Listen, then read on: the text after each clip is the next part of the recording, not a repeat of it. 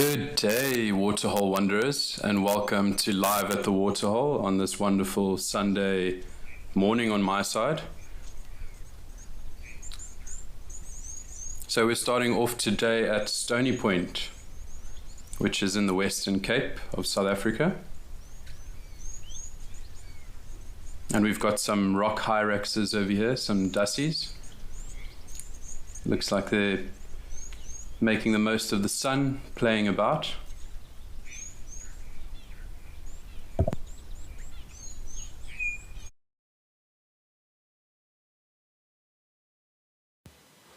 So it's a lovely 21 degrees Celsius at Stony Point at the moment. Partly sunny day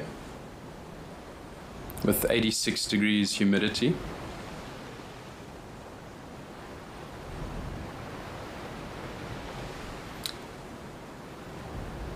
So my name is Johan Herbst and I'll be your presenter for today. So just a quick reminder that this is a live and interactive experience. We'd love to hear from you, so send your comments or questions through on our app or website. The details are displayed on the screen below.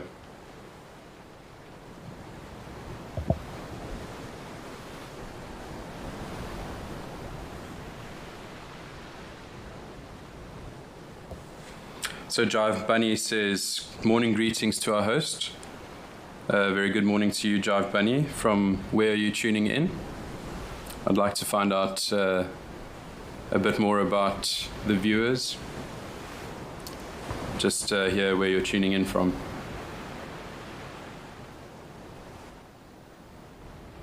So today I thought we would shine a bit of spotlight on something that we often overlook. Yet life as we know it simply couldn't exist without it. So grass. From feeding vast herds of herbivores to shaping entire landscapes and influencing predator movements, grasses are the quiet architects of the bush. So let's take a closer look at the power, purpose, and surprising stories rooted right beneath our feet.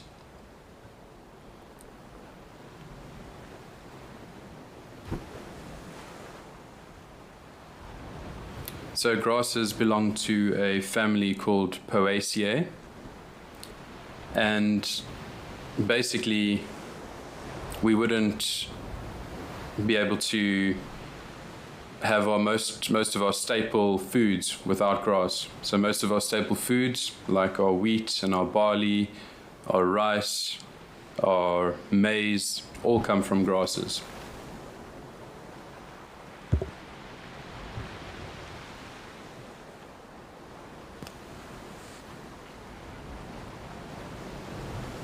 So grass is also very important to provide shelter for a lot of people. So we have a grass here in South Africa called yellow thatching grass, and it's used as a sort of material to create a roof. And so it's very effective at creating a roof for many houses. And many lodges use thatching grass. So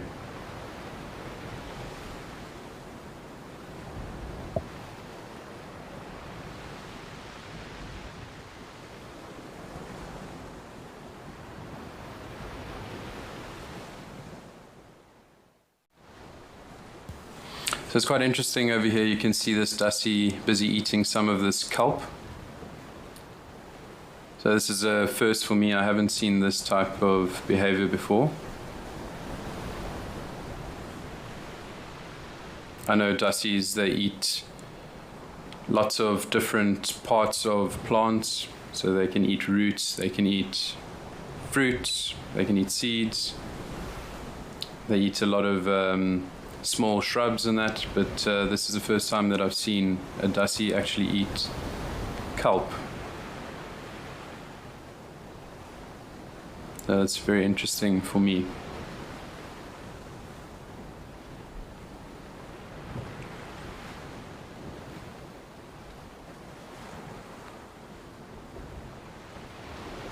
So Joy says that they're tuning in from Cape Town. And Joy asks if dussies are closely related to rats. And so it might seem so. They also look quite similar to a species which is only found in Australia or on an island just off of the west coast of Australia called quagga. But they are in no way related to a quagga because the quaggas are marsupials. But in fact, a dussie is more closely related to an elephant than it is to a rat, which is quite remarkable if you think about it.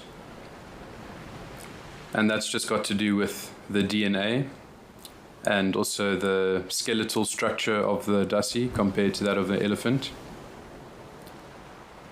So they have very similar skeletons. Also, the dussie has tusks, very tiny modified teeth, just like an elephant does.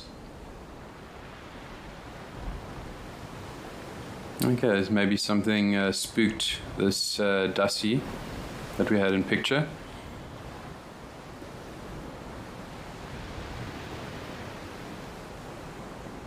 So they've got incredibly good eyesight to be able to detect predators, aerial predators, especially black eagles or Veru eagles. They're these massive eagles which we find here in South Africa, and they shall I say, their delicacy is dussies or rock hyraxes. So they'd be looking out for black eagles in the sky.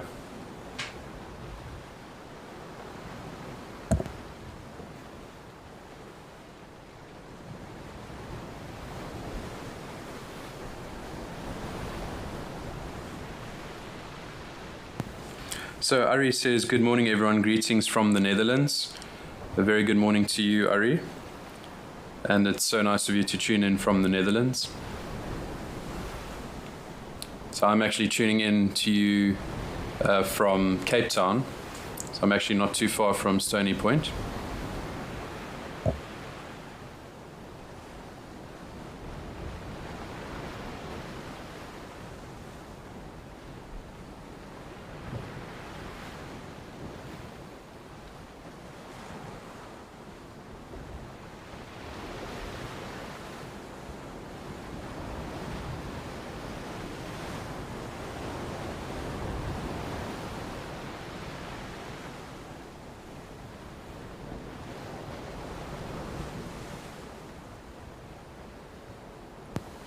So I've got a question here from Philippa asking, is seaweed considered to be a type of grass? And so no, Philippa, a seaweed is actually a type of algae. So it's not a type of grass. So the thing about grasses is they've got there's the place which they grow from is is near the ground. So it's basically it's meristem. So basically the cells which are responsible for its growth are located at the very base of the plant. Whereas with algae you don't have that, but also algae, they do not have true roots, stems or leaves, and they do not produce flowers or seeds like grasses do. And so grasses are found mostly on land, and then your algae is found, well, algae is always found in water. So that's also part of the reason why grasses are so successful in, especially in South Africa. A third of the country is covered by grasses, and unfortunately only about 2% of it is protected. So a lot of the grasslands are used for farming, for mining.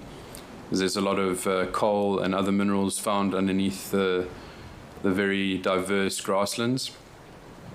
So it's rather unfortunate that so little is known about the grasslands, and also that very little of it is protected.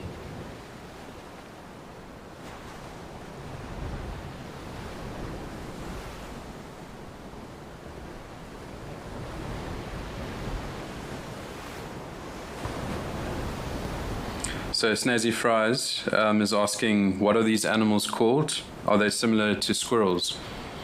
So snazzy fries, these are called rock hyraxes, or otherwise known as dassies.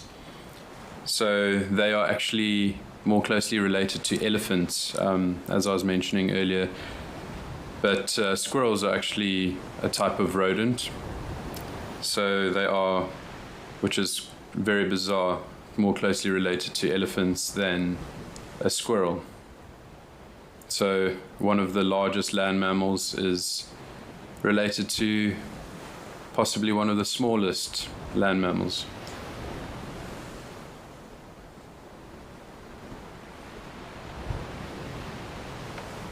You can just see this rock hyrax in picture just munching away happily at the kelp.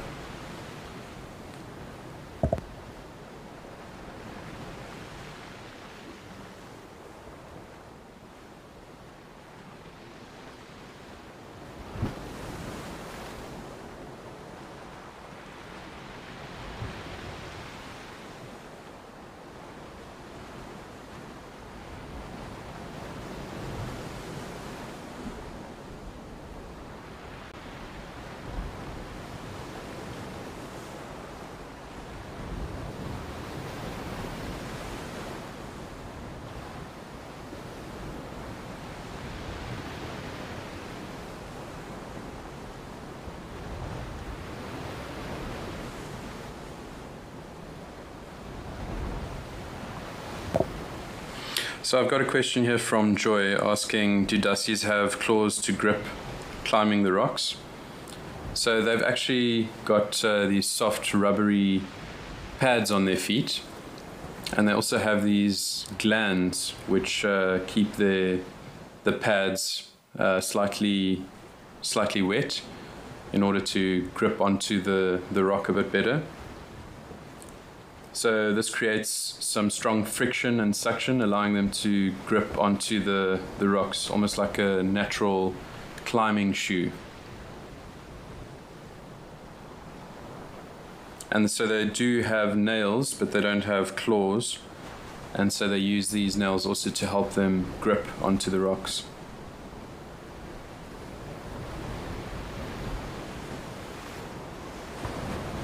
They also have very powerful leg muscles to help lift their very heavy bodies, or relative to their body size. They're quite heavy. So their strong limbs help them to get up, hoist themselves up these rocks.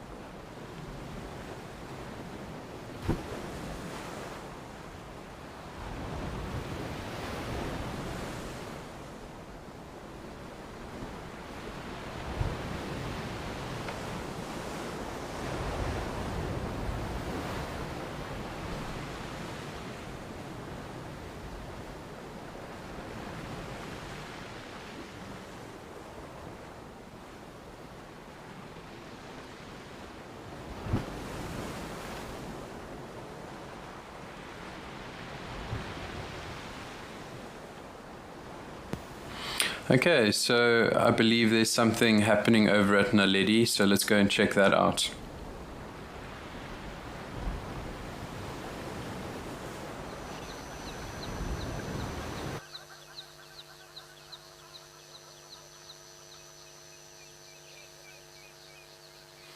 Okay, it looks like we have got a tiny croc over here. Little Nile crocodile chilling in the water. Oh, they just opened his eye. And just fascinating how camouflaged they are, how much they look like their environments, the rocks and the soil around them, and the mud.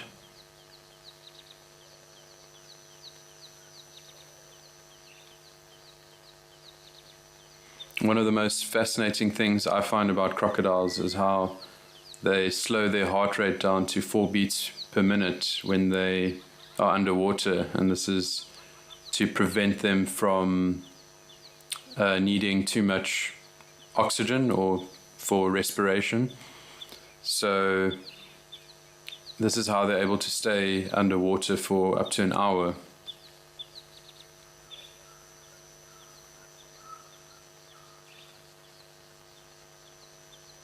And as you can see, also crocodiles, they have their nostrils, their eyes, and they don't have typical ears like humans do or hippos do, but they've got these holes which they use for hearing just behind their eyes.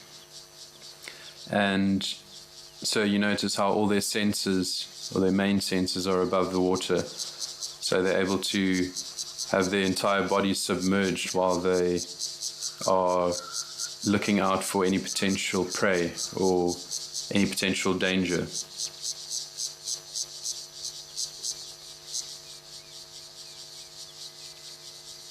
Okay, the crocodile is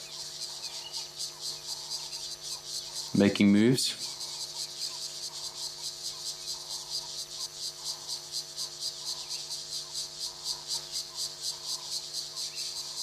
So if you see those hard scales on the back, that's there to protect them against other crocodiles and perhaps other predators.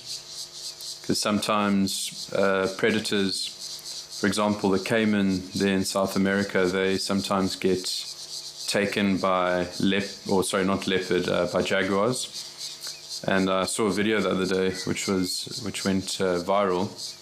Oh, there's a terrapin in picture now. Little marsh terrapin over there, just looking very curious as to what's going on over there. So this video that I saw, this jaguar basically stalked this caiman, which is a smallish crocodile-looking creature, and which was also related to the crocodile. But so this jaguar was stalking it much like a crocodile would from the water, and then it grabbed this caiman by the throat and basically was having a wrestling match with it until eventually the caiman gave in. But it was absolutely fascinating to see, and it just goes to show how powerful those jaguars can be. So these scales on their back are basically just it's modified skin, it's hardened, thickened skin, and it just protects them, the crocodiles, from predators and of course other crocodiles.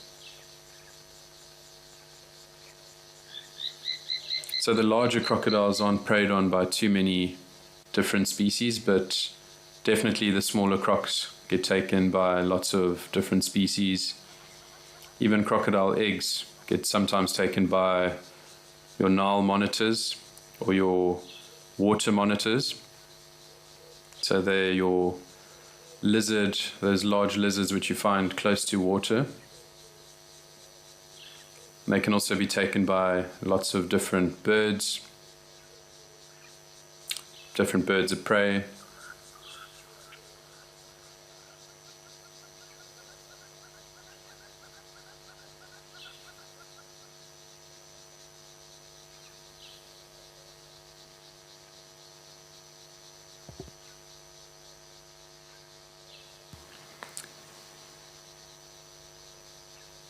So you saw the crocodile busy opening its mouth about a second ago, and that was to show the to show the terrapin whose boss trying to intimidate the terrapin.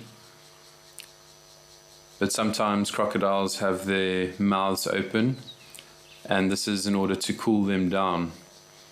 So crocodiles aren't very good at regulating their own body temperature, so they rely a lot on their environment.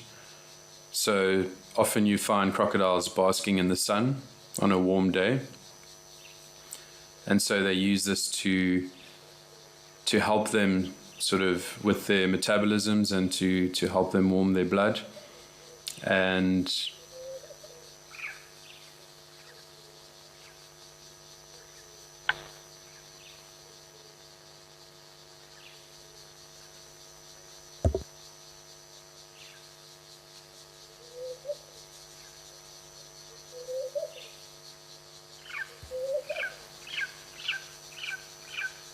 sorry about that. So they use the external environment in order to regulate their body temperature. And so when they open their mouths like that, they're basically cooling themselves off through a process called evaporative cooling. So as the water droplets start to evaporate from their gums, from their teeth, it starts to cool them off because they've got lots of blood vessels, lots of capillaries in their gums. So it's very rich with capillaries, and so there's a lot of blood flowing through their gums and their mouths. So basically that cools them off when they keep their mouths open like that.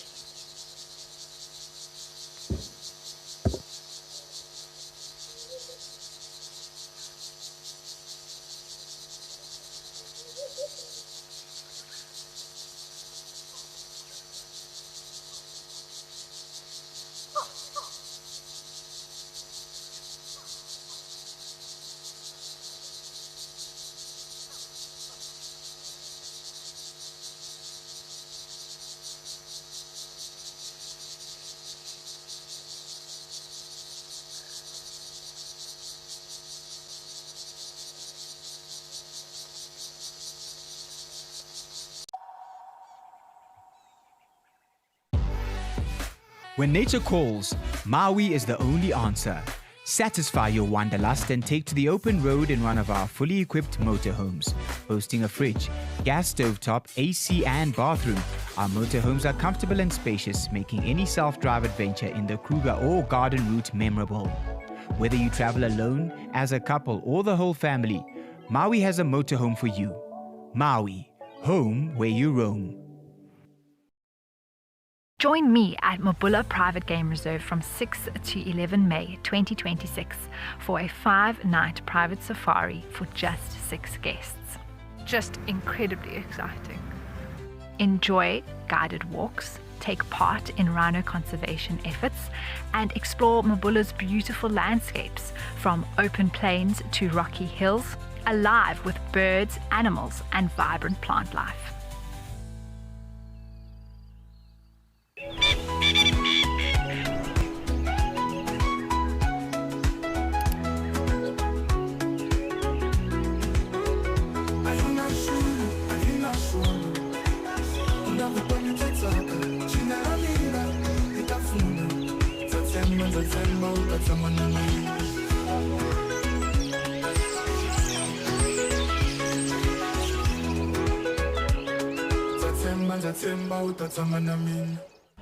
My full name is Cedric Leslie Dold. I grew up mostly here in the Lowveld. I grew up here pretty much on the southern side of Kruger National Park, a place called Marlow Park, for most of my years.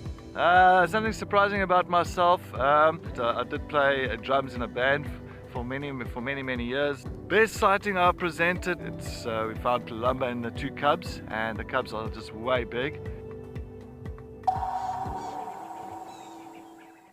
When adventure calls, answer with Brits. Take on Southern Africa's most breathtaking landscapes from behind the wheel of a fully equipped 4x4 or SUV. From tents and bedding to a fridge and full kitchen gear, everything you need is already on board. And with 24-hour roadside assistance, you're free to go further and explore with confidence. Open roads, total freedom, no limits, just the journey ahead. Brits, equipped for adventure. And that can last a crocodile for a very long time.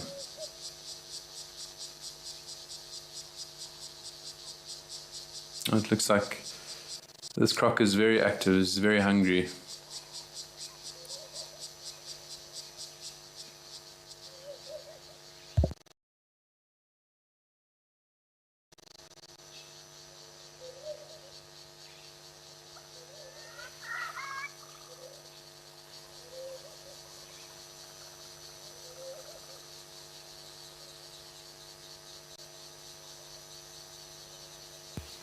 So to go back to Helena's question, do crocodiles have sexual dimorphism? So the male crocodiles can get much bigger than the female crocodiles.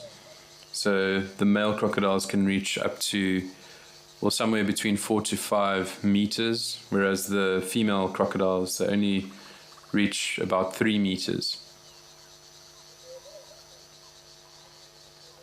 So this is the sort of clearest example of sexual dimorphism in crocodiles. And the males tend to have broader heads and thicker necks.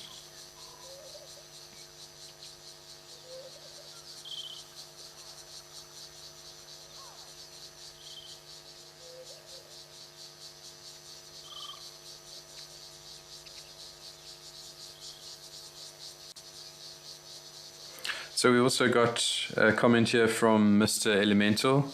Greetings, Johan and everyone from a cool and sunny Kendenup. Well, that's a lot of excitement. That crocodile just managed to just miss that terrapin. That's a very hungry crocodile. And that terrapin is very lucky to have escaped the jaws of death.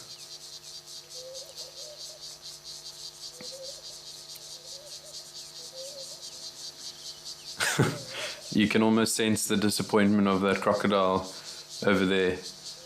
He's just looks incredibly upset and disappointed.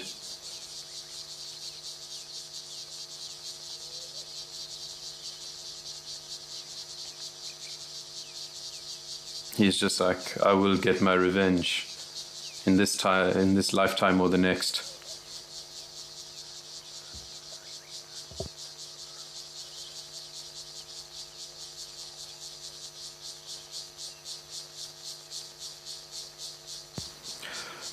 Sorry, Mr. Elemental says, greeting Johan and everyone from a cool and sunny Kendenup in Western Australia. So, warm greetings to you, Mr. Elemental. It's lovely to hear from you. It's been a minute since I've been on the show, so I'm very excited to be back and with all of you. Hopefully we get some more exciting encounters like this crocodile nearly munching that terrapin over there.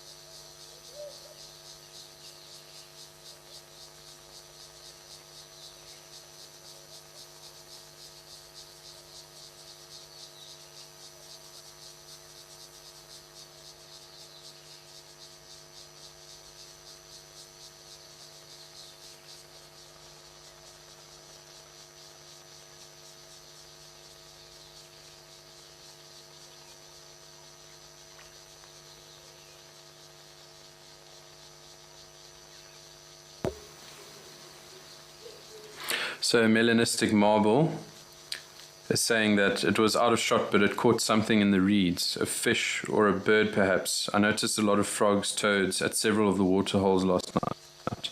They seem to be mating. Okay, so thank you for sharing that, Melanistic Marble. Also lovely to hear from you.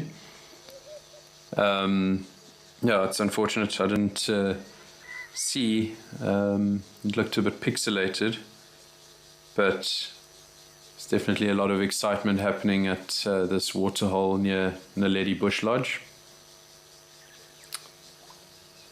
which is in Balule, which is quite close to Hoedspruit.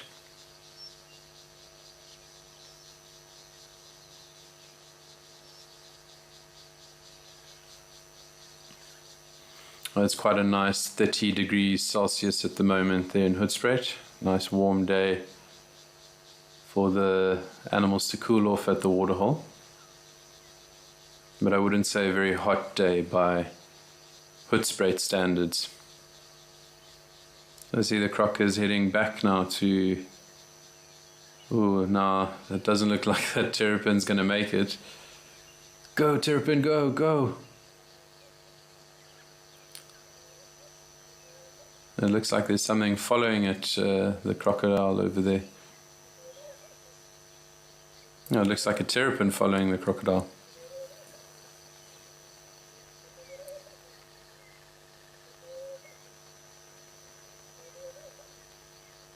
It could very well be that the croc just caught a frog or a toad of some sort in the reeds.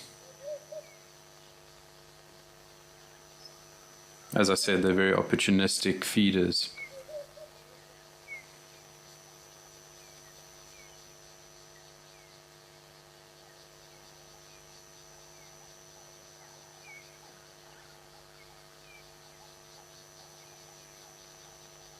It's also quite incredible how they can keep their heads so still while swimming so efficiently through the water. And they use those long, strong tails to propel them through the water.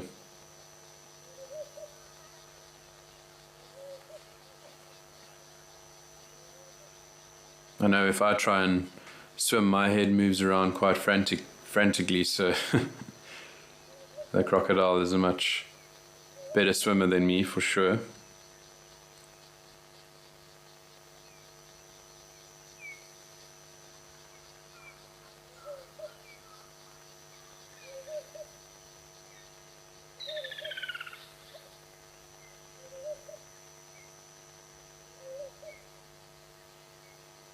So please do keep those questions and comments coming. I do love to hear from you, and remember, this is live and interactive, so we can have a discussion.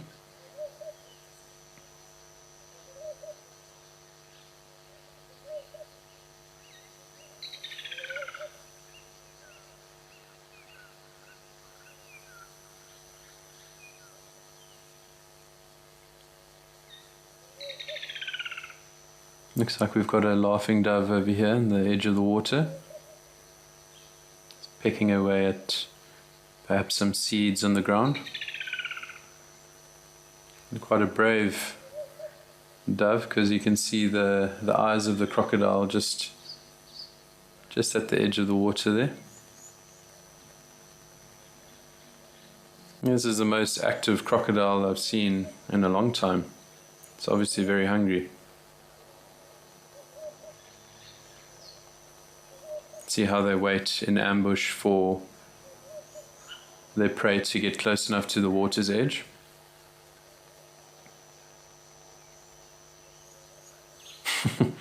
So I've got a comment here from Penelope Kenyon saying terrapins are playing cat and mouse games. So it would seem so.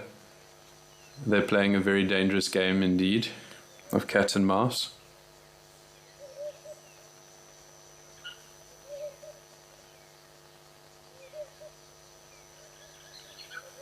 Okay, it seems like this crocodile has now lost interest.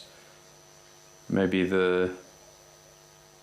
it's not worth the effort. Oh, there the terrapin comes into frame again.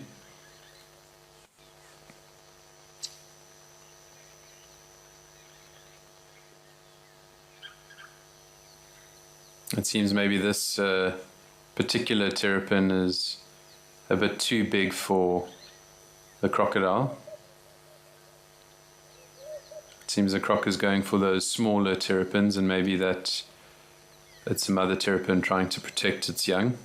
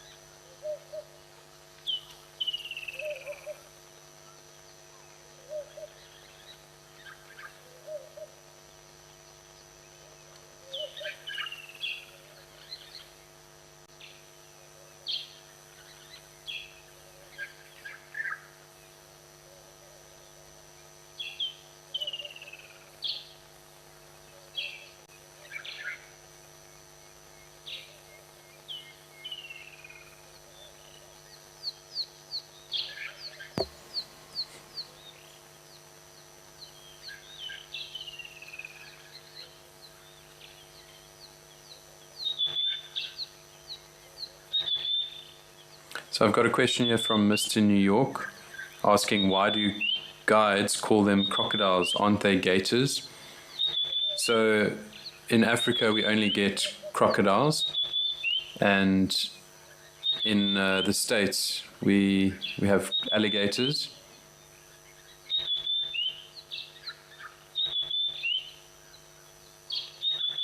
So I've just received an update that we've got some rhinos at Founders Lodge, so let's go and check that out.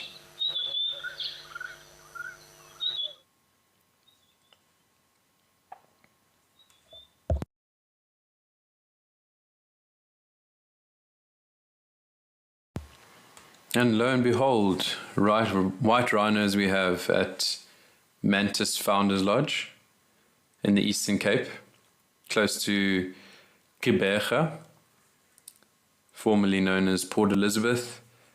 So we've got a pair of healthy white rhinos over here with some oxpeckers on their back.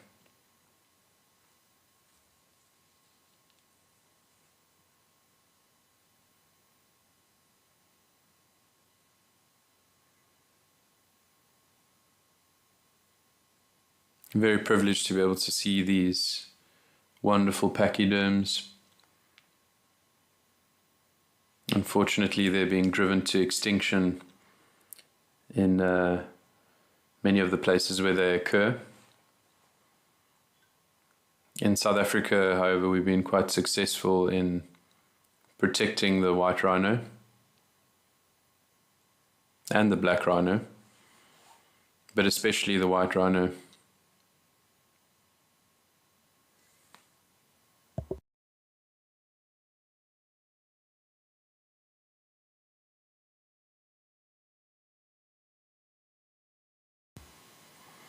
I always find it quite interesting how the rhino is able to move its ears independently of one another. So unlike other animals where their ears are dependent on each other, so they move together, the rhinos almost have a 360-degree hearing range because of how they're able to turn their ears around. So one ear can face forward and the one backwards, and so on and so forth. And this is so that they can hear danger coming from any direction.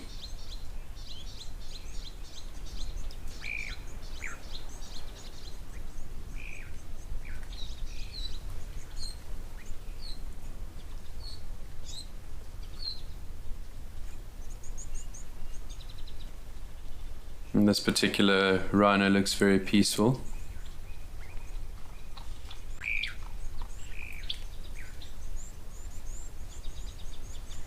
You can see some holes by the ears of on the rhino's left ear to the right of us,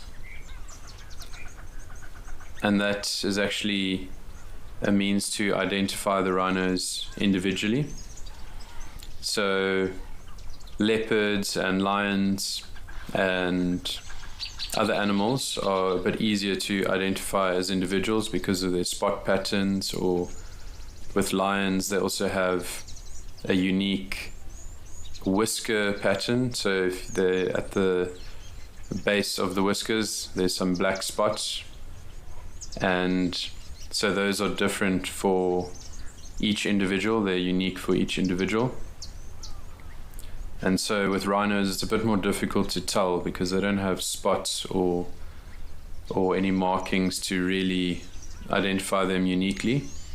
So what a lot of reserves tend to do is they notch the ears of the rhino, and so when they're euthanized,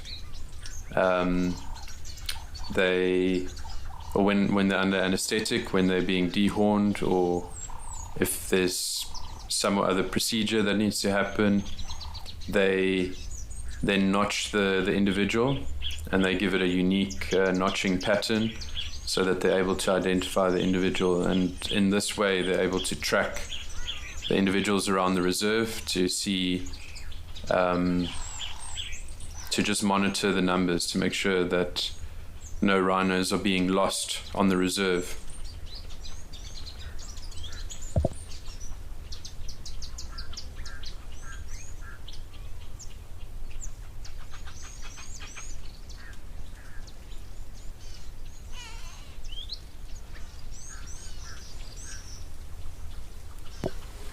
So I've got a comment from Jive Bunny here saying they have a wonderful anti-poaching team around the Founders area, and I can definitely believe so, because it's in order for them to stream this live to you, they'd have to have their ducks in a row in terms of the security measures to protect these animals, because a lot of reserves are very protective over the information of the whereabouts of their rhinos.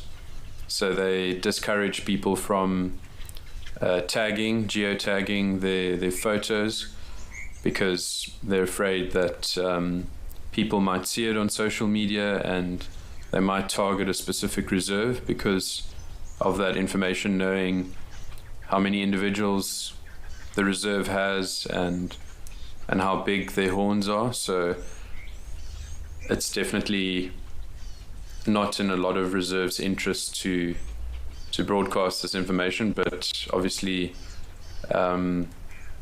Founders Lodge has got the right security measures in place, so I can imagine they've got a wonderful anti-poaching team which are very competent.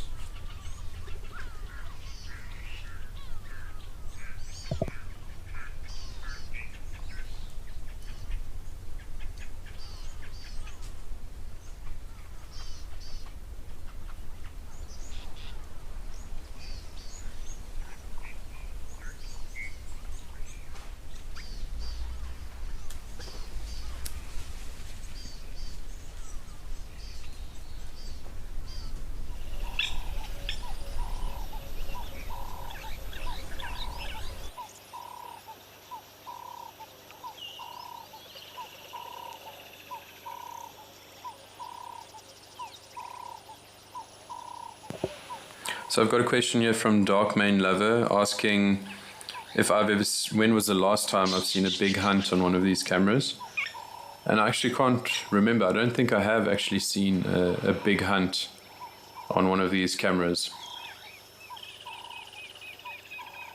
So hopefully today we can change that. But currently it's looking very quiet.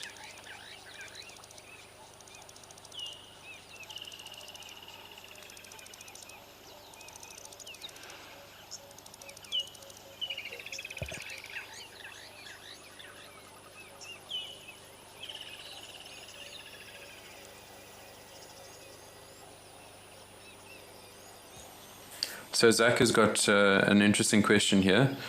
Zach asks, are drones not allowed on reserves in order to protect rhinos?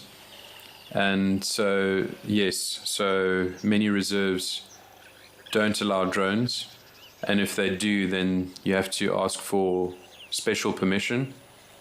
I know in the Hoedspruit area where I used to work, the reserve that I worked on, they were quite strict in terms of flying drones. Even if you're an owner on the reserve, if you own a piece of land, you can't just fly a drone without asking for permission. And also because in the Hoedspruit area there's an Air Force base, and so you need to ask for permission from the Air Force before going ahead and flying a drone.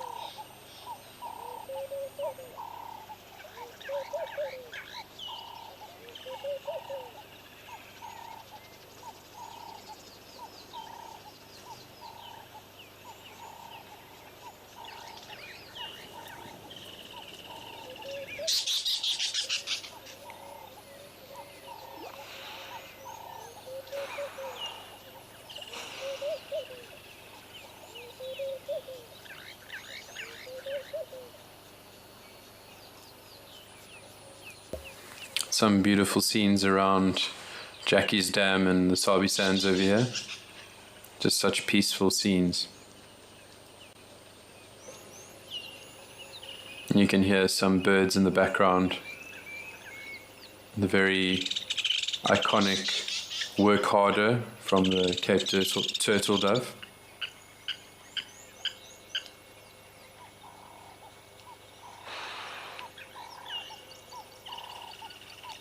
And you can also hear the blacksmith lapwing, almost like that metallic sound that you hear when a blacksmith hits an anvil.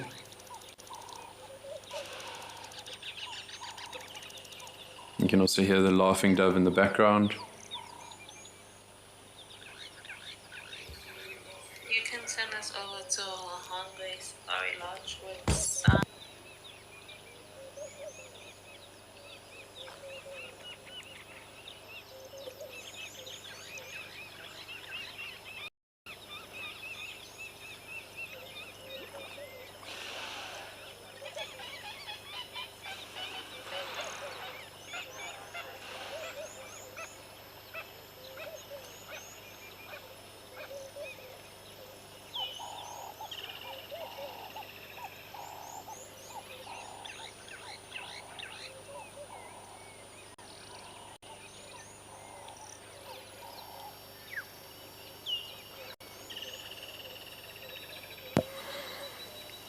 Okay, let's see what's happening at Wangi. There's not too much happening over here at Jackie's Dam at the moment.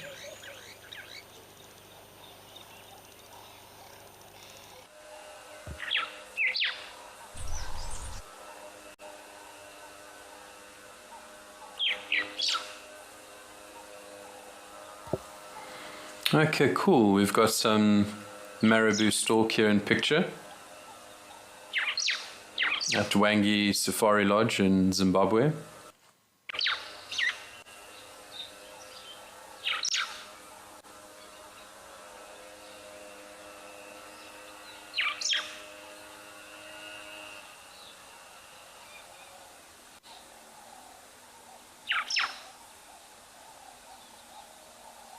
So unfortunately the marabou stork has the unenviable title of being part of the ugly five, or one of the supposed ugliest animals that we have in the, or at least in southern Africa.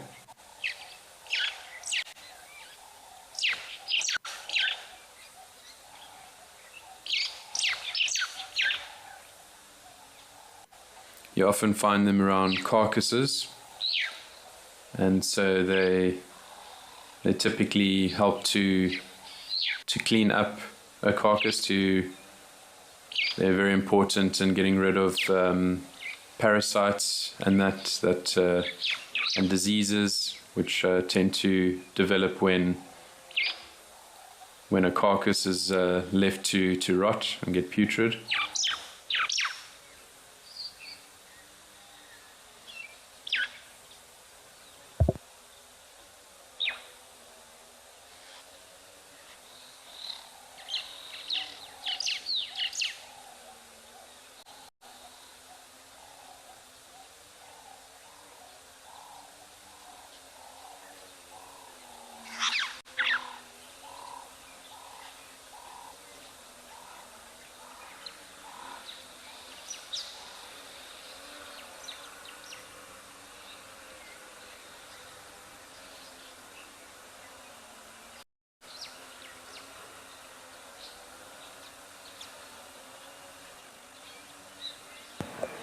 So Dark Mane Lover says, I love marabou storks. Oh wow, we've got some crowned cranes as well in the picture. That is amazing to see. I don't think I've seen crowned cranes in, it must be, I think the last time I've seen them was in around 2017, 2018. So that's very special sighting. That's a very special sighting for me to see. I think they're just such stunning birds, these crowned cranes.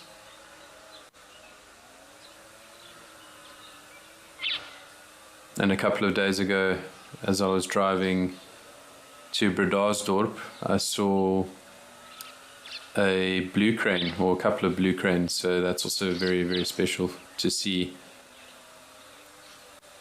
And it's actually incredible hearing them, because they almost sound like dinosaurs, the blue cranes.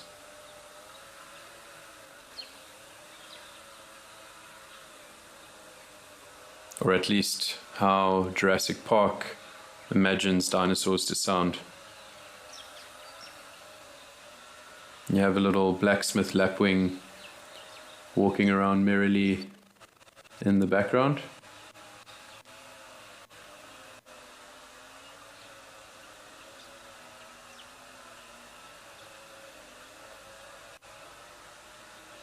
So the cranes are probably looking for some insects, or maybe perhaps some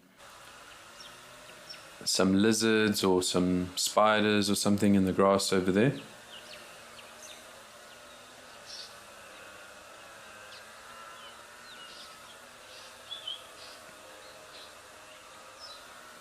So Jive Bunny says that the viewers have been seeing the crown cranes quite regularly at this camera over here.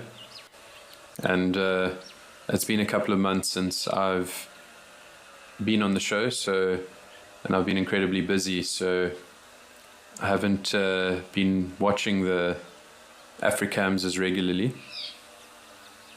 But it is a very special privilege to be able to see these crown cranes. I think they are spectacularly beautiful.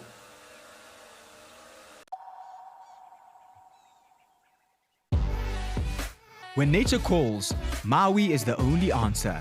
Satisfy your wanderlust and take to the open road in one of our fully equipped motorhomes. Boasting a fridge, gas stovetop, AC and bathroom, our motorhomes are comfortable and spacious, making any self-drive adventure in the Kruger or garden route memorable. Whether you travel alone, as a couple or the whole family, Maui has a motorhome for you. Maui, home where you roam.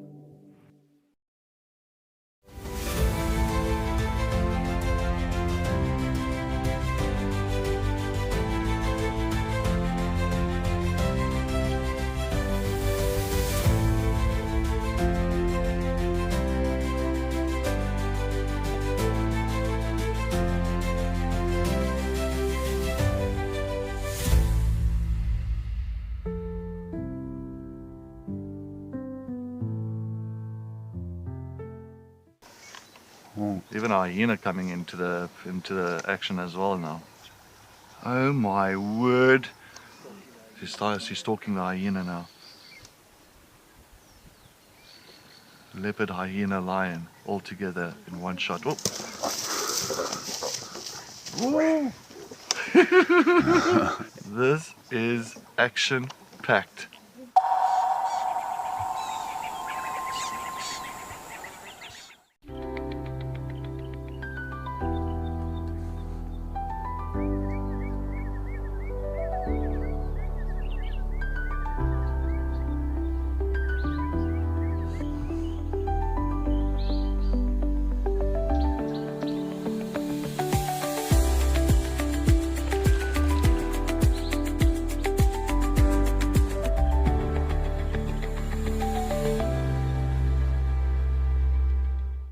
When adventure calls, answer with Brits.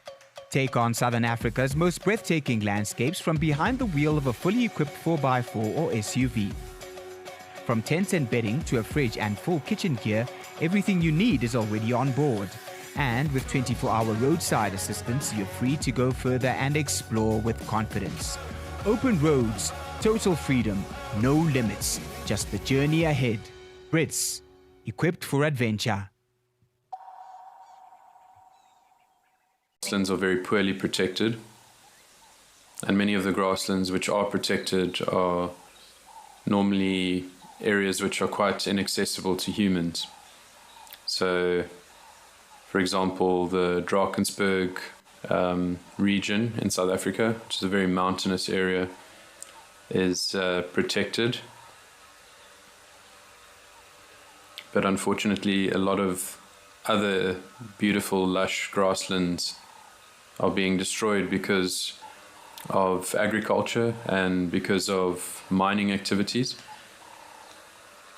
So some of the most fertile soil in South Africa is actually located in Mpumalanga, and unfortunately that's also where a lot of the coal is mined in South Africa. So a lot of the area gets stripped, the soil gets stripped, and the coal is then mined underneath these beautiful grasslands.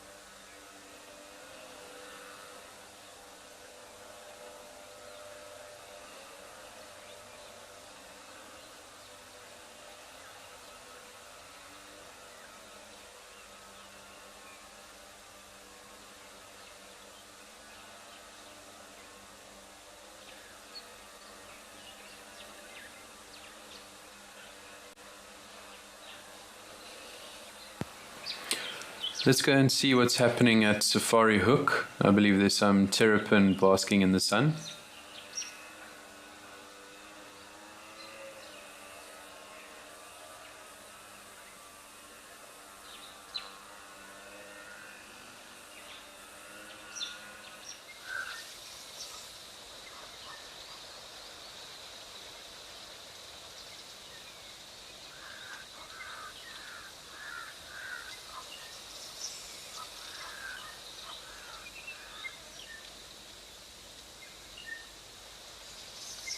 Okay, so it looks like we've got a couple of marsh terrapin just having a wonderful time basking in the sun here.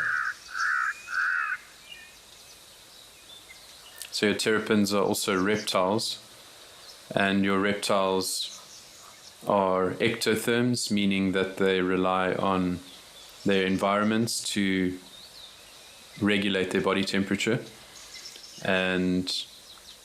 And so this is exactly what these terrapins are doing. They are using the sun, the heat from the sun to warm their bodies.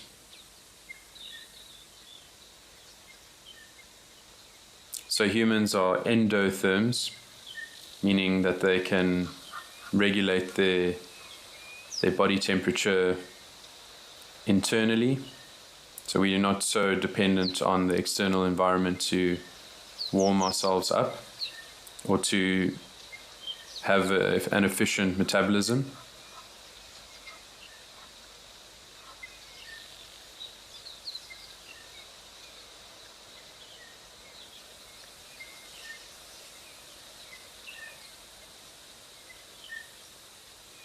So Gary Calcutt is saying, I'm grateful for being able to visit so many of the reserves around Southern Africa from my home in Betty's Bay. So Betty's Bay is a magical place in itself, but it's also wonderful that around Betty's Bay is just, there's so many different reserves to visit. The Kochel Bay Nature Reserve or Stony Point.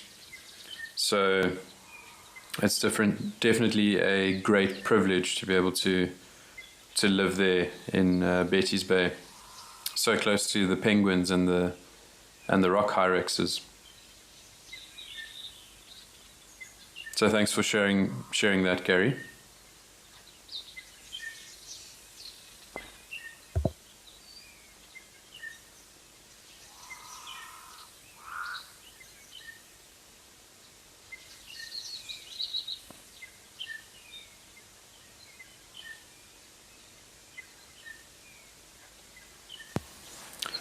So Joy says, a Sunday well spent.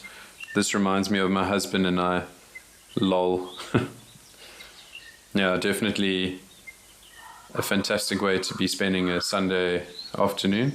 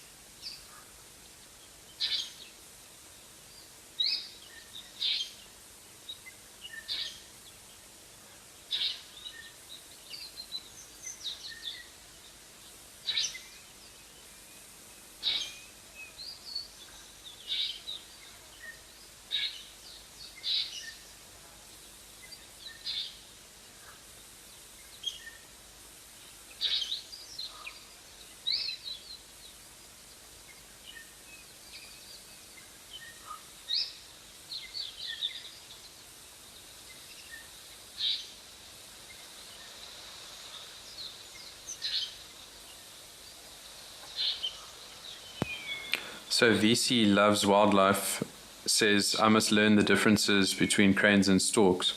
So the sort of main physical features which are different between cranes and storks would be that your cranes typically have longer legs and not as robust bodies as your cranes. As your storks.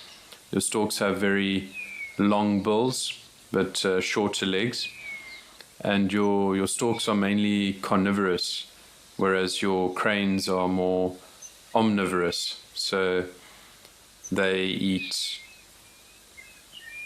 would eat insects and meat, but they'd also eat seeds and berries and other parts of plants.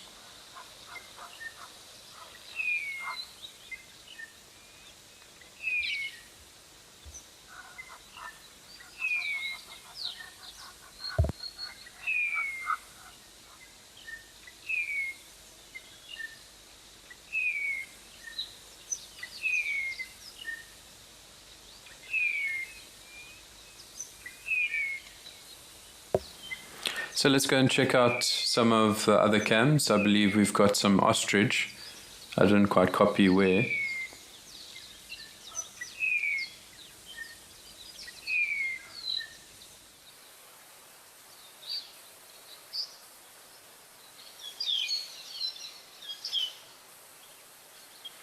Okay, Tortillas Camp in Kenya. We've got, it looks to be a female ostrich in picture. So this must be one of the new camps, or one of the new AfriCams that have been set up.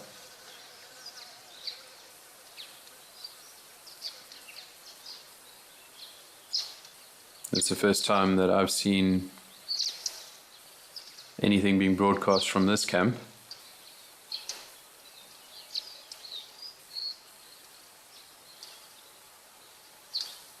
It seems like today is definitely a day for the birds, for the birders, much like myself.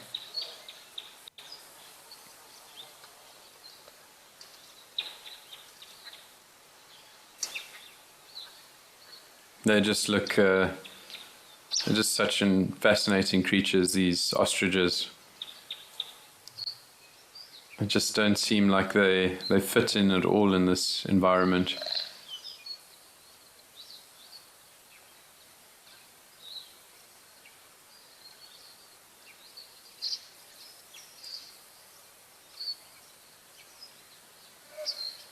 See how this ostrich is constantly looking out for danger, going down to forage a bit, and then looking up. So they typically eat a lot of grass, but their diets can consist of fruit and seeds and other parts of plants.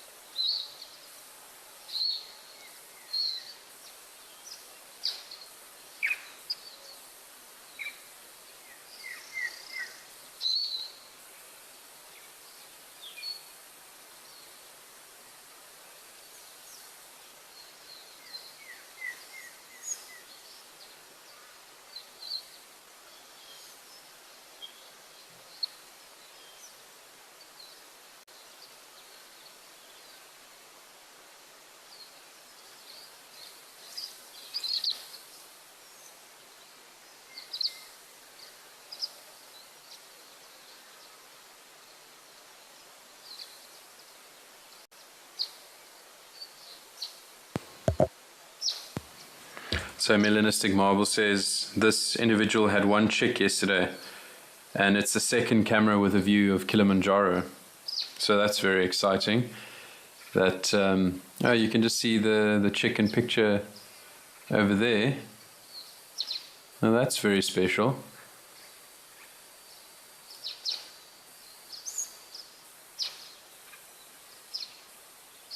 Or is that the chick now?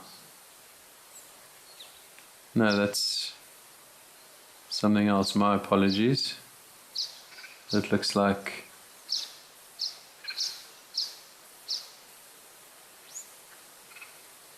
so ostriches, they're not very good at building nests. So basically their nests are just a scraping in the ground, just a shallow ditch. And so then they will lay their eggs in this shallow ditch. And when the ostriches hatch, when the hatchlings come out of the shell, then they're very well camouflaged, and this is to avoid predation.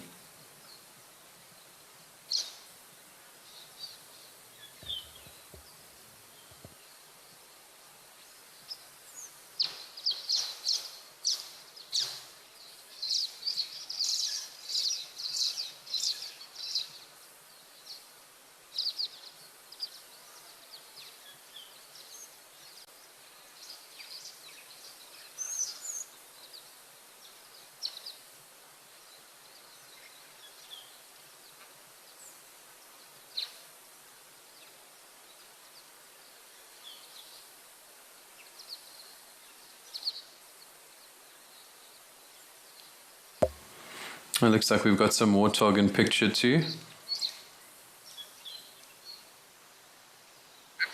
Munching away happily at the grass over there.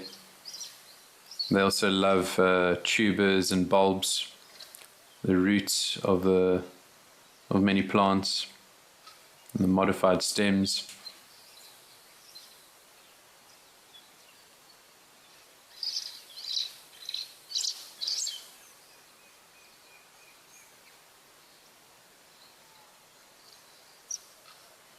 And they tend to take on the color of the soil in their surroundings.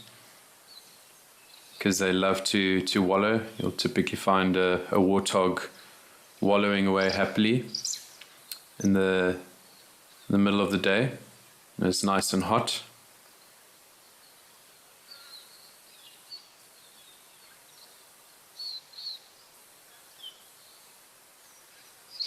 So please do keep those questions and comments coming. Remember, this is live and interactive, so let's have a nice discussion.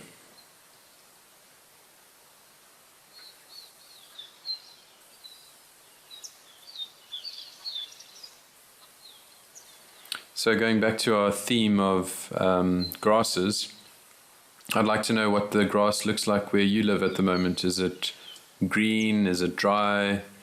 Is it tall or short? Let me know in the comments.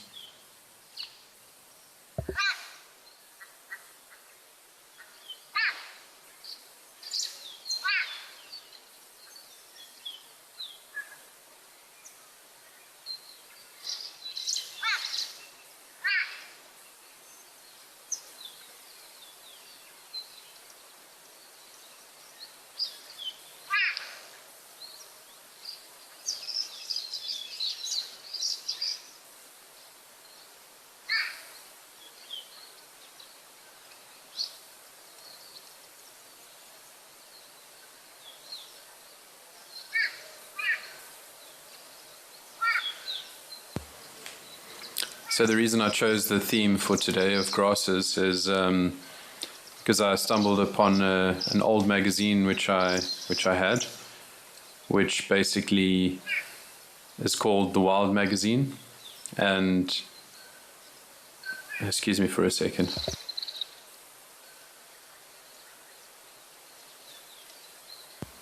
So I have this magazine, an old magazine called The Wild Magazine. So I used to have a wild card which allows you to gain free entrance to many of the national parks of South Africa, and sometimes at a discounted price.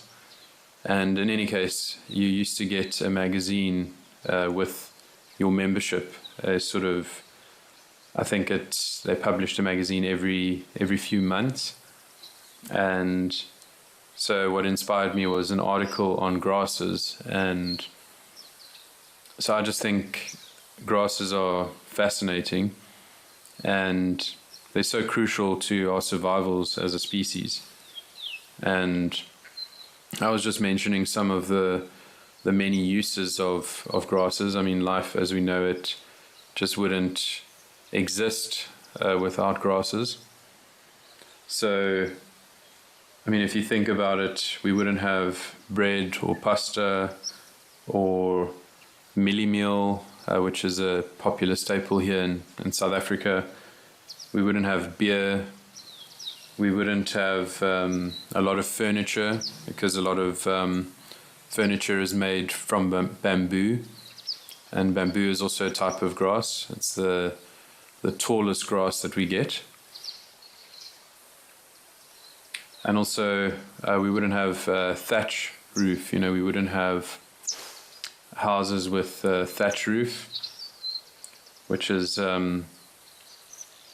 very practical and lovely to have, because it's very good at insulating, but also at regulating the internal temperature of a house very well.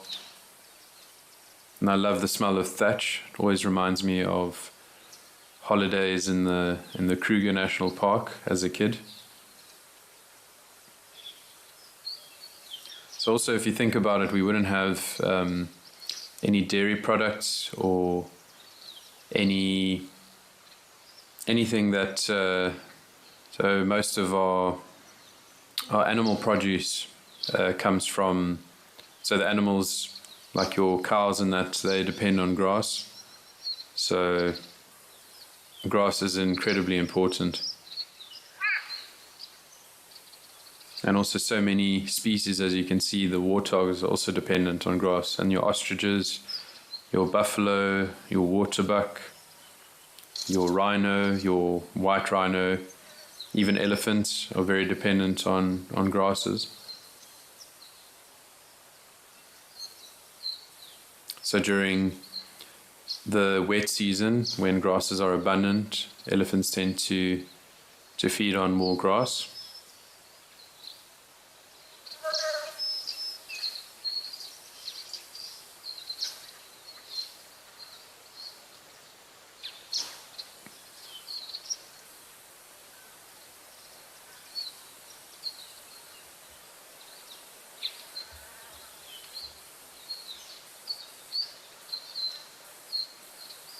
So Jive Bunny says, it's great having you back, Johan. Hope you will be guiding for us sometime. So it's very nice of you to say, Jive Bunny. I'm very happy to be back. And yeah, it's a real pleasure to be on the show, and a real privilege. So definitely making the most of every opportunity I can to be on the show. So VC Loves Wildlife says, my mom is a grass fanatic. So I don't blame her, because once you realize how important grass is, it's just you go down a bit of a wormhole of information and facts, and it's really quite remarkable how important grasses are to us.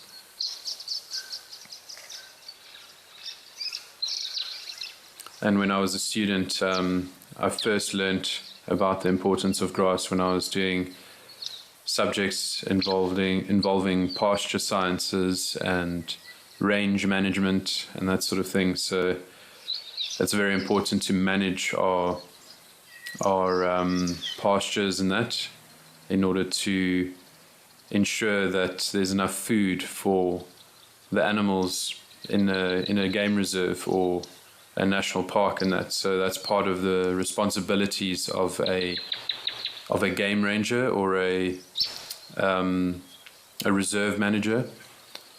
So the wardens and that would have to make sure that there's enough grass basically available for the species that are there that are dependent on grass.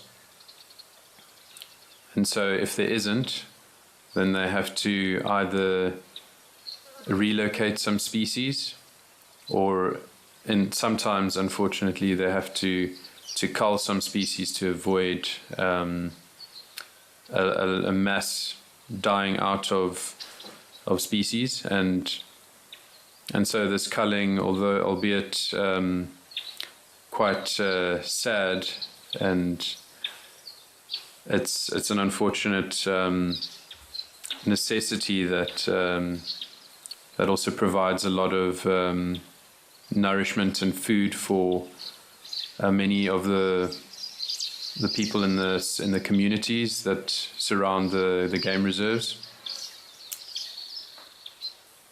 So all that meat ends up being utilized. There's not any of that meat that goes to waste.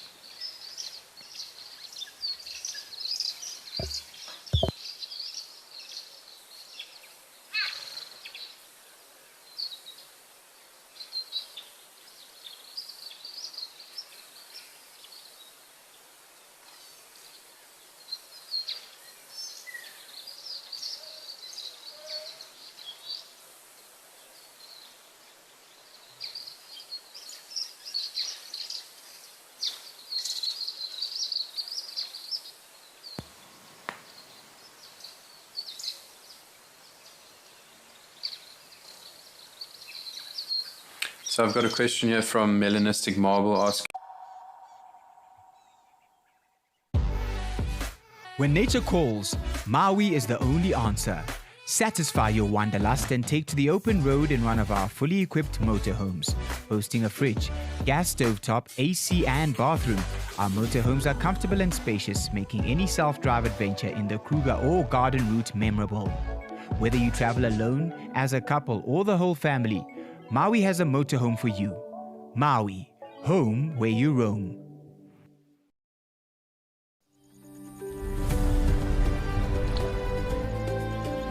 Bada bang, bada boomsh. Oh, she's going to run after impalas. She's running after impalas. All right, everybody, that is our cue.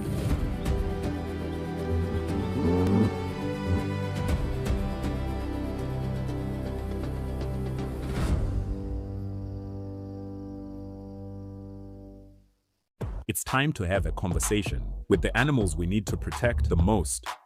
Wild Voices is an augmented reality AI-powered app that uses technology to create a different kind of encounter, one that informs, protects, and leaves habitats untouched. Bring her into your world to learn about her own. Hi, I'm Kanisa. What do you want to learn about now? Awareness in the right hands can help keep her wild. Launching on World Pangolin Day for free. Keep her wild.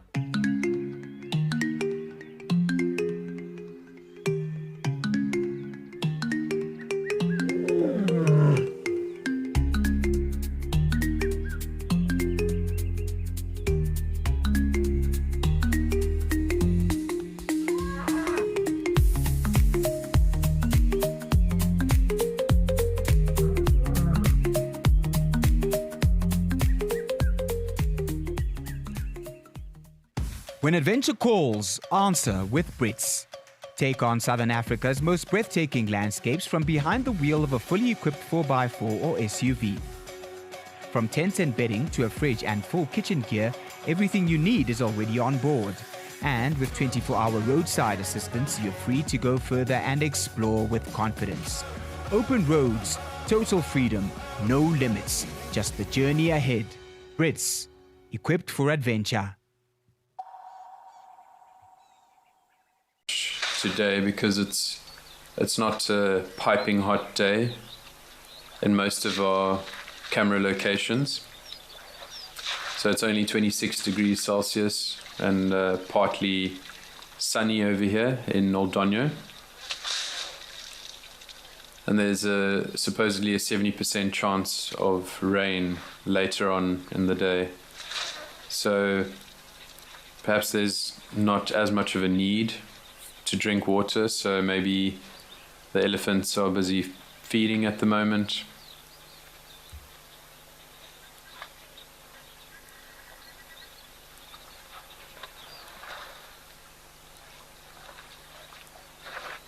So you can see this is a male in picture.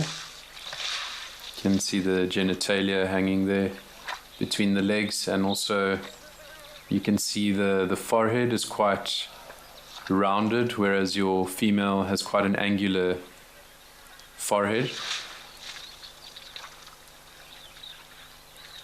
And this elephant bull is not too old, as you can see if you look at the elephant's back, the sort of spine. You can see that there's not a very deep indentation. And that's one of the ways you can tell an elephant's age, is by looking at its back. If it's got quite a deep sort of indentation, if it creates more of a U shape, then it's an older elephant. You can see this one is still a relatively young elephant. And then of course, looking at the tusks, the older elephants tend to have very, very big tusks. But unfortunately, due to trophy hunting, a lot of the big tuskers have been removed from the genetic pool. So those bulls, those big bulls with the big tusks, they tend to breed, or they tend to create other big tuskers. So when they get removed from the populations, then don't have as many big tuskers around. So Brendan says, first elephant of the day. We didn't get one this morning, so very grateful for our Ellie, which has now left us.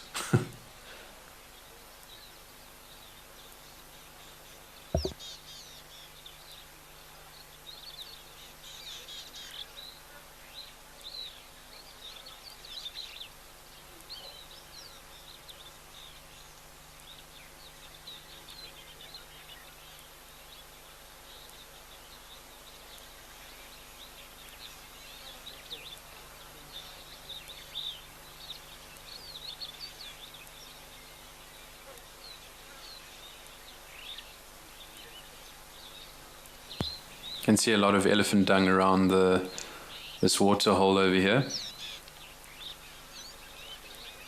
Also very important in seed dispersal. So elephants, they eat a lot of fruit, like your marula, for example, and your marula has a very hard shell protecting the seeds, and so basically the elephant's digestive tract sort of softens, or the digestive juices, they scarify this seed, and so they basically make it a bit easier to germinate. And then of course the dung in which the seed is found is a perfect microclimate, a perfect habitat for the seed to germinate. So definitely very important in seed dispersal, and also in dispersing grass seeds and lots of different other tree species seeds.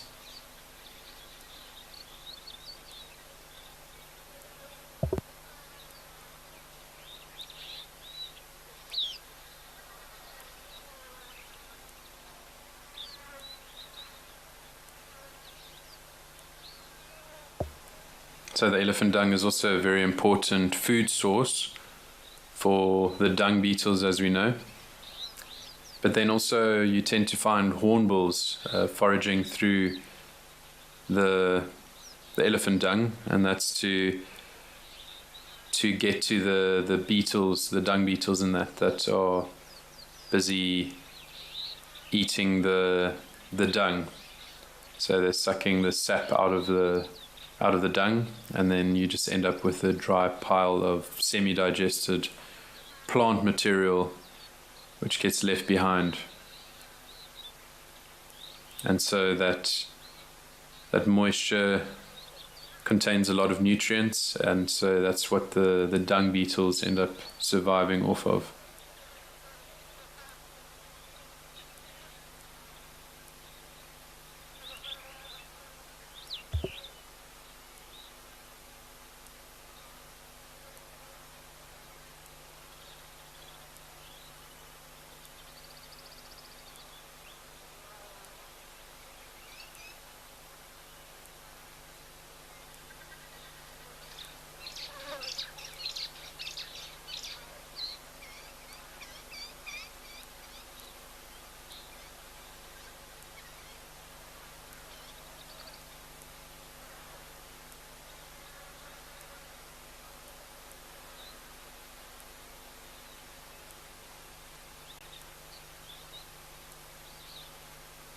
Okay, let's see what's happening at Stony Point.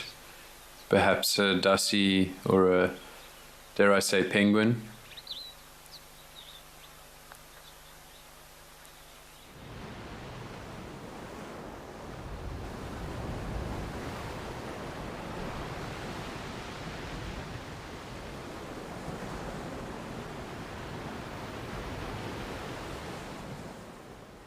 Okay, so we've got our cute little dussie in picture over here. You can see some of the dussie's droppings on the rocks.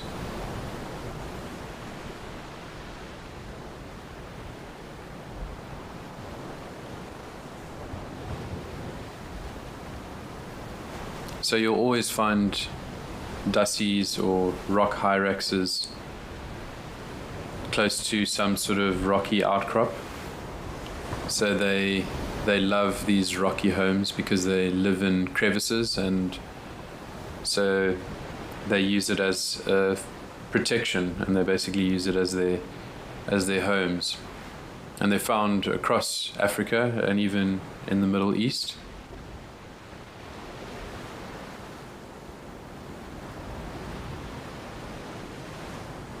And so the name dussie actually comes from the Dutch word for a badger, a das. And so when the European settlers, or when the Dutch first arrived at the southern tip of Africa, or at in the Western Cape. They saw these dassies, or these hyraxes, and the closest sort of thing that they could describe them as is a badger. So, and that's why we now have the name dassie.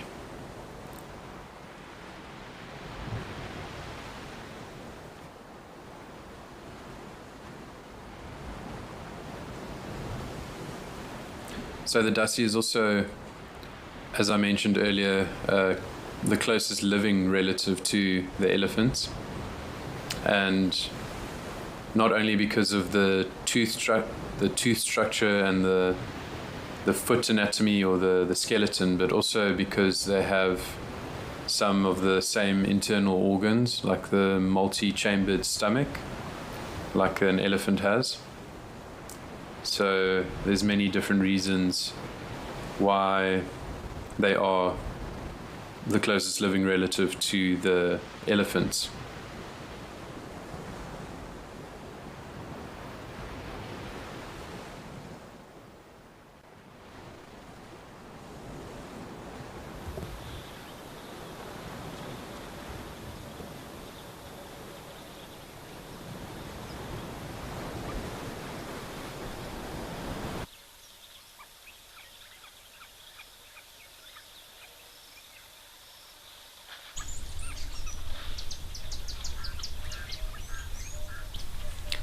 Okay, I see we're back at, we're at Tembe Elephant Park. We've got elephant in picture. Sorry, the stream from Stony Point wasn't very good, so we had to change over.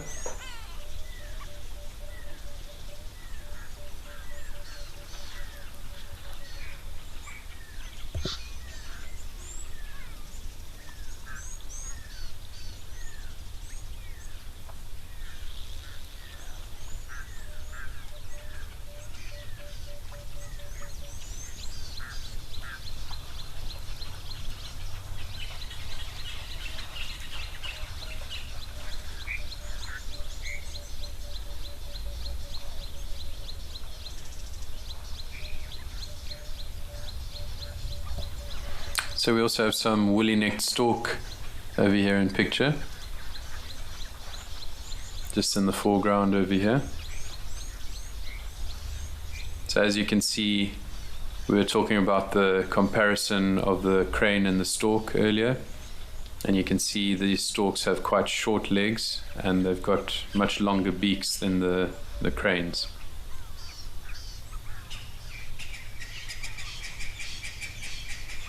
And as I mentioned, the storks are more carnivorous, so they only eat other animals, and your cranes, they are omnivores, so they eat both plant material and animals.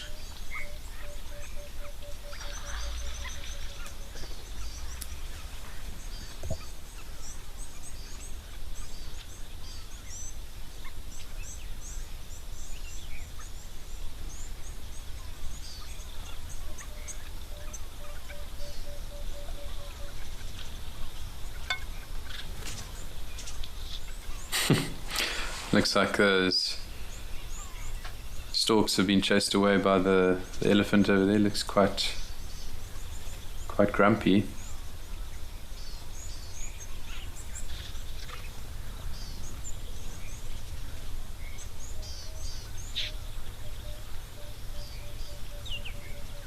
It's moving with quite a bit of swagger, like in a bit of determination.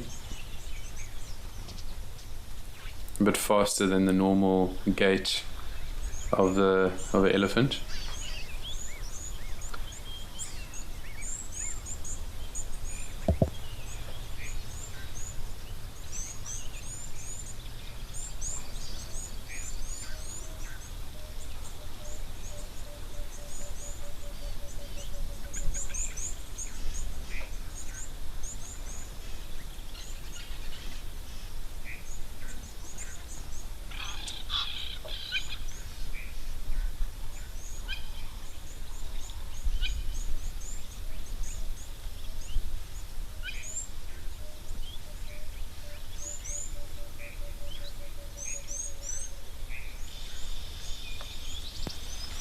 So another reason why grasses are so important is because they prevent soil erosion, and they're also important in making sure the soil is well developed, because they've got a very dense root system which helps the soils to develop nicely. And then also they slow the rainwater runoff, so to prevent erosion.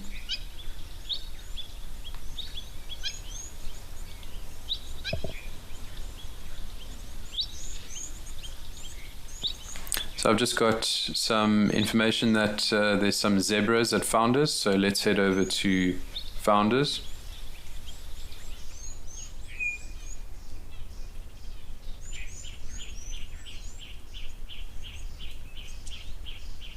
Okay, so we've got some plain zebra in plain sight over here.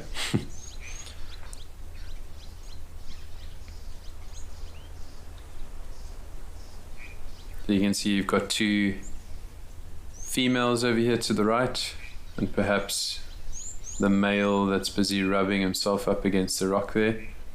And you've got two big boulders over here, which also happen to have ears to the left of our screens.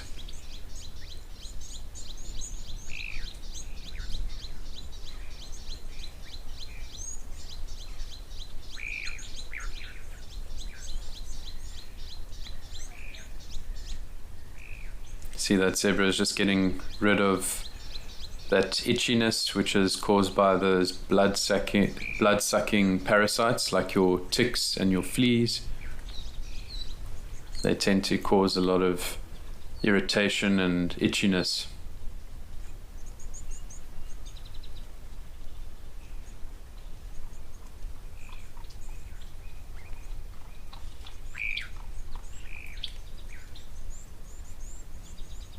And luckily this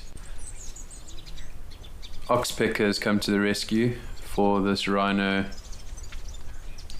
sitting to the right and to the left. There's another oxpecker that just arrived, and so they help these animals, the zebras and the rhinos and even hippos, to get rid of these blood-sucking parasites. But sometimes they can actually cause a bit of harm to the animals that they're feeding off of, especially if the rhino or the zebra has a wound. They tend to peck at the wound, making it a bit more difficult to heal.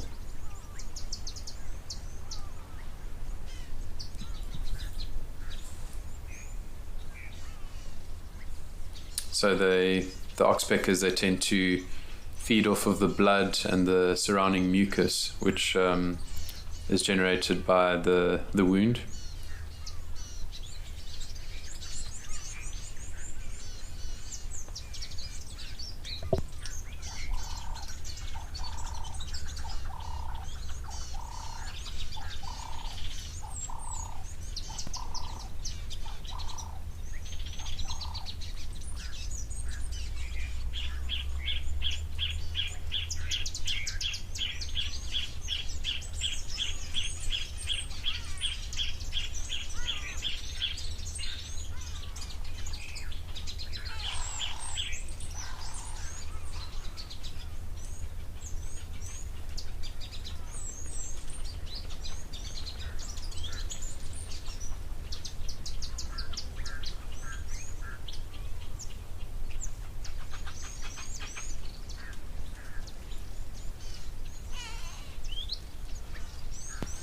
So I've got a question here from Jenny asking, can a rhino be overweight? And it's very unlikely, but the reason why rhinos look overweight is because first of all, they've got very thick skins to protect themselves against predation and against other rhinos when they're fighting. So their skin can be up to 3 centimeters thick in some places, and also they look this way, they look a bit overweight because of the digestive process or their digestive system. They are hindgut fermenters, so they have a lot of bacteria in their gut which breaks down the cellulose, which is found in many plants, which is a very fibrous material which is quite difficult to break down. But this bacteria is very good at breaking it down, and the bacteria produces a lot of gas as a byproduct, and so these gases tend to make your rhinos and also your zebra look very bloated or very large. And also they're very muscular, so they've got a lot of muscles. You can see especially with this white rhino, it's got a lot of muscles in its neck in order to keep that massive head upright, and of course very strong legs in order to carry all that weight. So the white rhino can weigh up to 3 tons, 3,000 kilograms, but typically your females would weigh somewhere between 1,000 to 2,000 kilograms.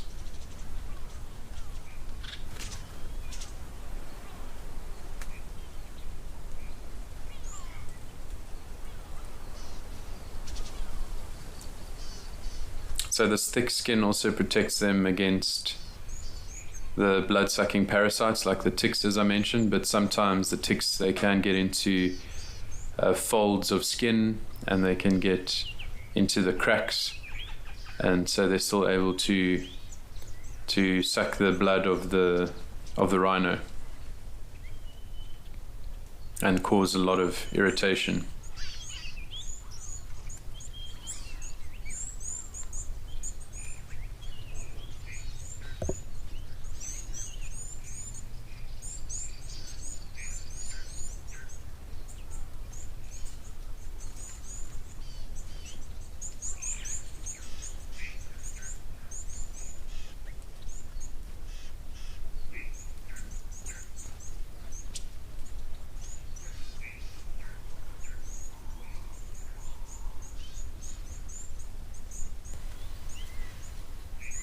So the ticks also cause tick bite fever, which can be an awful experience if any of you have ever had it. I've had it a couple of times, and it's very unpleasant. And so basically what tick bite fever is it's a bacteria which is carried by the tick, and so when the tick is feeding, when it's busy sucking your blood, this bacteria is in their saliva, and that saliva gets into your bloodstream, and so basically this bacteria wreaks havoc in your body, and so you end up getting fever and headaches and muscle aches, and you also, the area around the wound becomes black, and that's also because of the digestive sort of enzymes in the saliva of the tick, which causes necrosis, which is basically a fancy way of saying it eats it kills the tissue around a wound, and so that's what causes that black marking around where the tick has bitten you.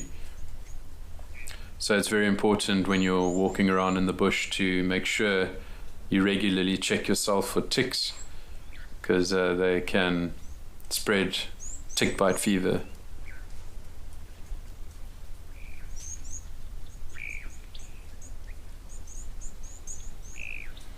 So let's go over to Kalahari's salt pan. There's some zebras busy drinking over there.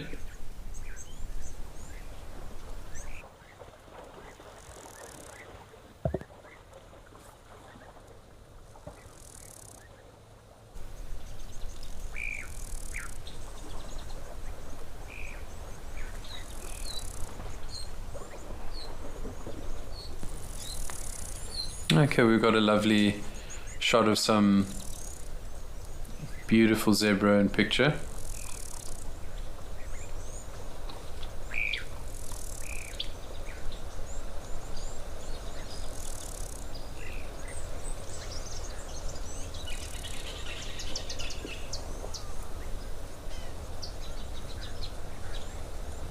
See how there's always one or two that are looking out for danger while the others are drinking, and this is to ensure that they are extra vigilant when they're drinking water, because they're at their most vulnerable when they're drinking water, because the body has to relax, and it's also they're close to the waterhole, which means that there could be crocodiles lurking in the water, so they have to remain quite alert and vigilant. And so you see they take turns. It's almost as if it's intuition to know when the one head goes down, the one head pops up. So it's actually quite interesting to see.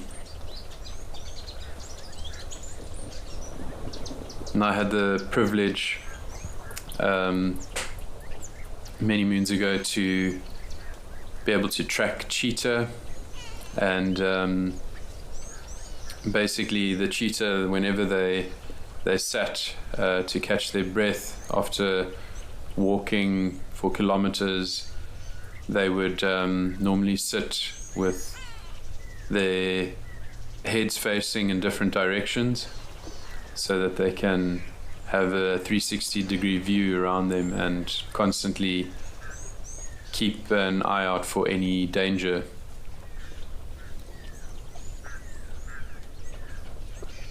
So next time you see cheetahs and you see them, especially the males, they form these coalitions. So we tended to follow these three brothers, so a male coalition of three brothers, and they would always do this. They would sit in a circle and then they would look in opposite directions, and just to ensure they have each other's backs, they're always looking out.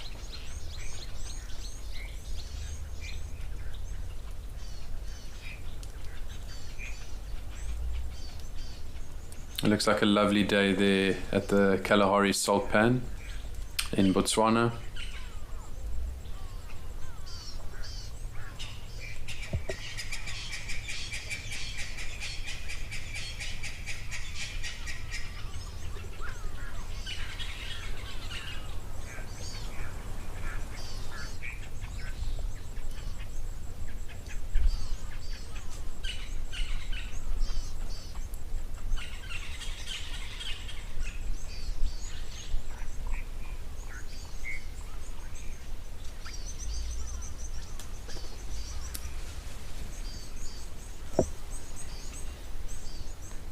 So going back to grasses, when we refer to grasses, we refer to sweet or sour grasses, or a sweet or a sour felt type. And this basically just has to do with how palatable the grasses are for the grazers. So your sour grasses tend to be found in areas where there's a lot of rainfall, so the soils are leached of any nutrients. So basically, with a lot of water, all the good stuff gets filtered out of the soil. It gets washed out of the soil, and so the grass isn't very nutrient rich, and it's not as nutritious for the animals or for the grazers. But your sweet grasses are found in areas where the rain doesn't fall as much, so there's more nutrients in the soil, and so the grasses are a bit more palatable for your grazers. They're more nutritious and delicious for the grazers.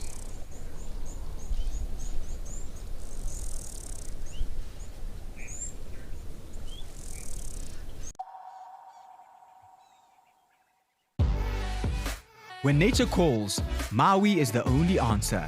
Satisfy your wanderlust and take to the open road in one of our fully equipped motorhomes. Boasting a fridge, gas stovetop, AC and bathroom, our motorhomes are comfortable and spacious, making any self-drive adventure in the Kruger or garden route memorable. Whether you travel alone, as a couple or the whole family, Maui has a motorhome for you. Maui, home where you roam.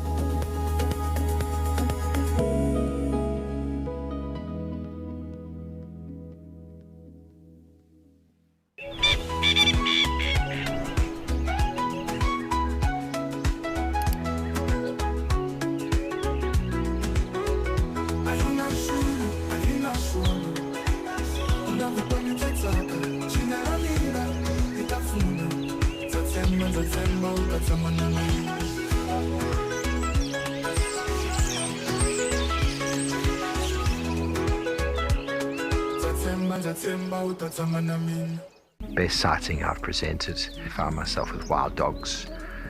We chased the dogs around, chased them around. They ate an impala, we got the end of that.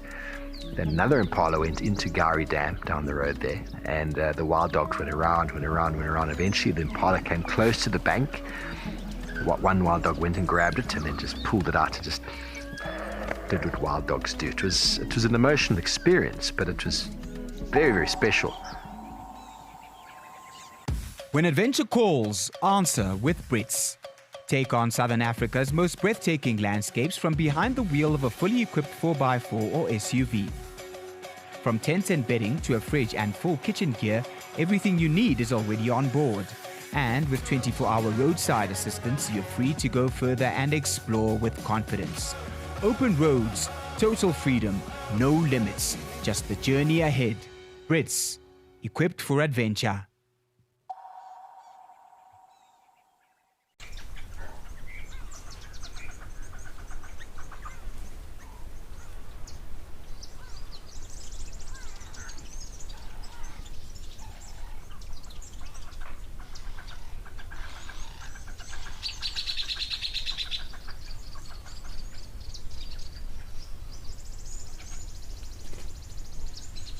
You hear lots of birds in the background, rattling cisticulars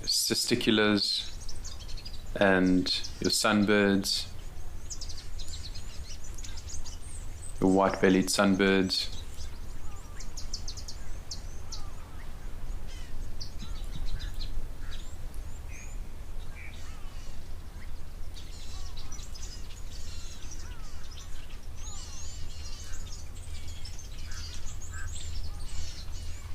So Nala is asking, does the horn of the calf not poke the mom when they're suckling?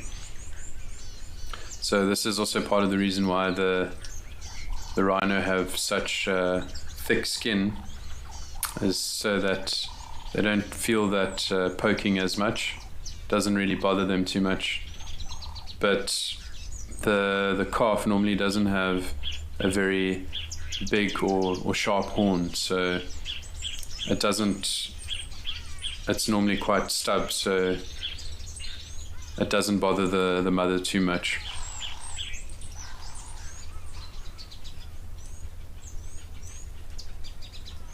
And there you can clearly see on the calf, just behind the ears, there are those large neck muscles to keep the heavy heads upright.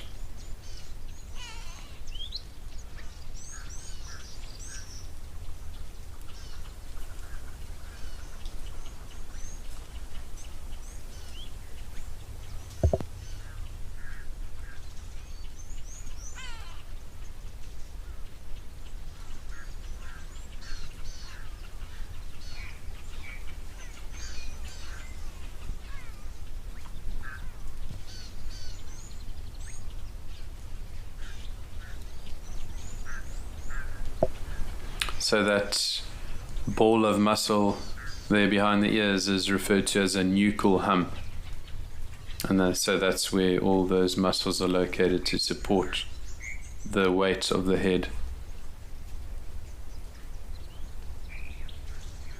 So LEPR says, thanks so much Wild Earth team for another great show provided today.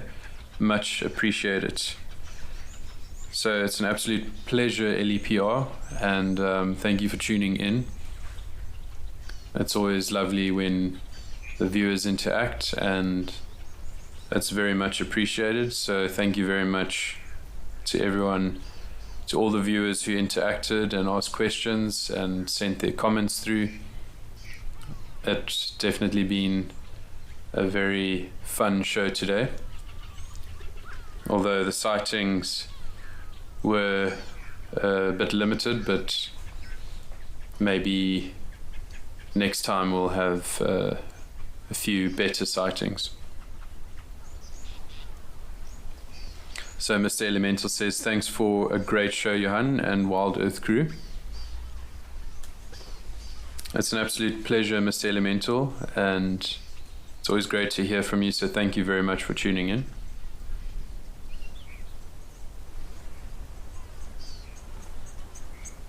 And there you can just see those notches again on the ear of the rhino. So that particular rhino will be given a name according to those unique notches. So maybe this one would be called R1 or 2 or 3, but that's just dependent on what the reserve decides. But I'd just like to wrap up and say thank you so much for a lovely show. Thank you to all the viewers that tuned in. And it's just been such a pleasure having you here today and to see nature and to just be able to unwind a bit. So I hope you have an absolutely wonderful Sunday afternoon or evening, depending on where you are. And I hope you have a lovely week coming up. Until next time, I'll catch you guys later.